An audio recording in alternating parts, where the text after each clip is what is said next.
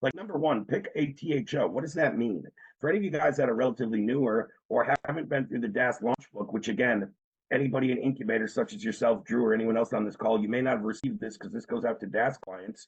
But one of the things we have in here is the 7 Trojan Horse offers and the features or deliverables within a tech stack that you should be offering to your market.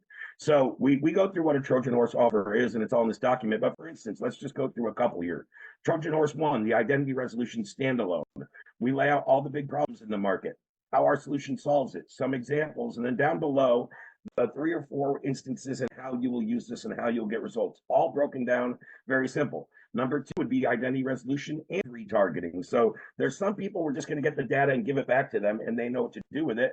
And there's some of our agencies that we're going to run the retargeting and the reactivation campaigns. And I would hope we're smart enough to charge a little more if we're going to do the extra service because it's time consuming, right? So again, you need to think as a reseller, do I just want to be kinds of hands off in my DaaS model and sell the data and not really run all the reactivation because I don't have the time, acumen, whatever? Or do I want to, be a full stack agency that's going to be reliant on providing the data, but also providing the reactivation and or the monetization of the data? And again, the way I always decide that is really twofold. Number one, I go talk to my clients or my prospects and I ask them, hey, Bob, if I'm to give you this list of 5,000 names, emails, and phone numbers of people who visited your website this month, do you know how to monetize and weaponize that?